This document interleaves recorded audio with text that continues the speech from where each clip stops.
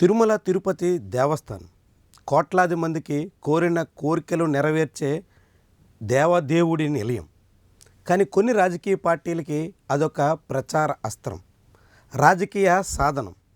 రాజకీయాలకు వేదికగా ఇప్పుడు టీటీడీ మారుతుండడం ఇందుకు ప్రధానమైనటువంటి కారణం.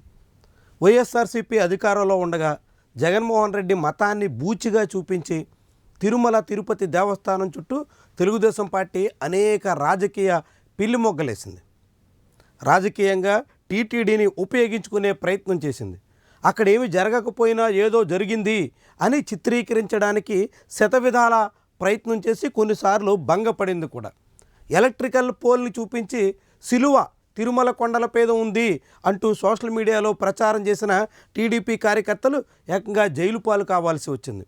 టీటీడీ బస్సుల టికెట్ల మీద జెరూసలేం యాత్ర ప్రచారం ఉంది అంటూ సాగించిన రాద్ధాంతం కూడా చిన్నదేం కాదు.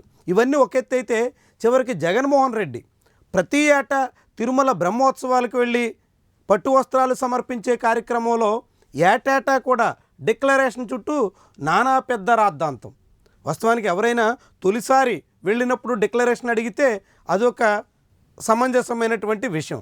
కానీ ఏటా వెళ్తున్నటువంటి వాళ్ళ నుంచి కూడా డిక్లరేషన్ ఇవ్వాల్సిందే అన్నట్టుగా చేసినటువంటి రాజకీయ రచ్చ తిరుమల తిరుపతి దేవస్థానాన్ని ఎంతగా ప్రచారం కోసం వాడుకుంటున్నారో చాటుతోంది. ఇది గతంలో వైఎస్ఆర్సీపీ హయాంలోనే కాదు, ఇప్పటికీ నడుస్తోంది. రాజకీయంగా తిరుమల తిరుపతి దేవస్థానం చుట్టూ నేటికి అదే పందా నడుస్తుంది. అక్కడ ఏం జరిగినా అదొక రాజకీయ క్రీడలో భాగస్వామిగా మారిపోతోంది. తాజాగా ఒక విగ్రహం నేల కూలడం, అది కూడా అనేక రకాల అపరిశుభ్ర వాతావరణంలో పడడం, ఇది దేవదేవుడికి అపరాధం అన్నట్టుగా వైఎస్ఆర్సీపీ ప్రచారాన్ని అందుకుంది.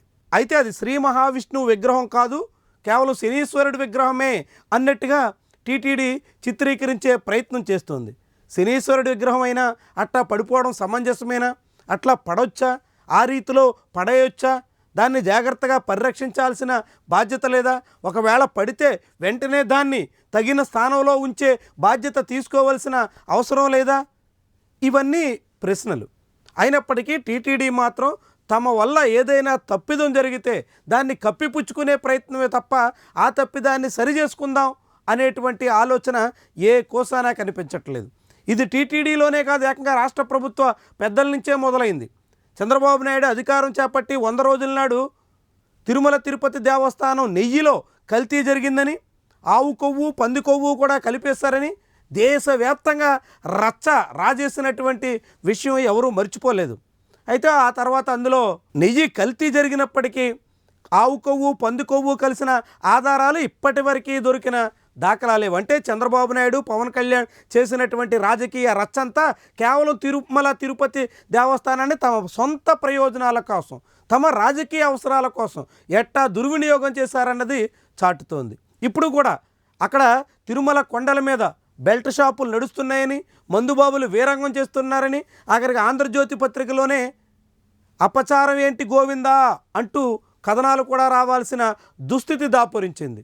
ఇట్లా తిరుమల తిరుపతి దేవస్థానంలో వరుసగా జరుగుతున్నటువంటి అపశృతుల్ని ఎప్పటికప్పుడు సరిచేసుకోవాల్సినటువంటి రాష్ట్ర ప్రభుత్వం లేదంటే టీటీడీ పాలకవర్గం అందుకు విరుద్ధంగా సాగుతున్నటువంటి వైనం మనం చూస్తున్నాం. ఈ నేపథ్యంలోనే తిరుమల తిరుపతి దేవస్థానం ఇప్పుడు రాజకీయ కేంద్రంగా మారిపోతుంది. రాజకీయంగా ఏ పార్టీ అధికారంలో ఉన్నప్పటికీ విపక్షాలు వాటిని వాడుకోవడానికి శతవిధాల ప్రయత్నం చేస్తున్నాయి.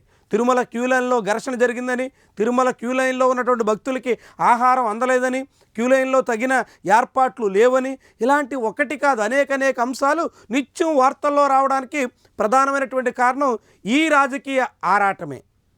తిరుమల చుట్టూ రాజకీయాన్ని రాజేసి ఎవరికి వాళ్ళు ప్రయోజనం పొందాలనేటువంటి ప్రయత్నంలో చేస్తున్నటువంటి ఈ అగచాట్ల మూలంగా వెంకటేశ్వర స్వామి ఆలయం అప్రతిష్ట పాలవుతుంది అనే విషయాన్ని కూడా విస్మరించేస్తున్నారు.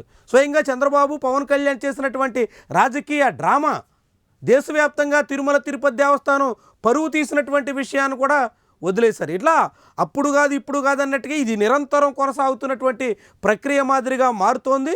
తిరుమల పరువు గంగ పాలవుతుంది, తిరుమల ప్రతిష్ట రాను రాను దిగజారిపోవడానికి కారణమవుతోంది. ఇలాంటి పరిస్థితి చెక్ పెట్టాల్సినటువంటి అవసరం అన్ని పార్టీల నాయకులకి ఉంటుంది. లోపాలు ఎత్తి చూపడం వేరు, వైఫల్యాలు వెలుగెత్తి చాటడం వేరు, సమస్యలు వస్తే సరిదిద్దుకునే ప్రయత్నం వేరు. సరిదిద్దుకోవడం మాని రాజకీయంగా ఎదురుచాడి చేద్దాం అని పాలక పార్టీలు, చిన్నపాటి లోపాలను కూడా భూతద్దంలో చూపించి తిరుమల తిరుపతి దేవస్థానం చుట్టూ వివాదాలని రాజేద్దామని విపక్షాలు చేస్తున్న ప్రయత్నాలు అనేక మందికి తీవ్రమైనటువంటి అసంతృప్తిని, అసహనాన్ని, ఆగ్రహాన్ని కలిగిస్తున్న విషయం రాజకీయ పార్టీలు గ్రహించడం అత్యవసరం.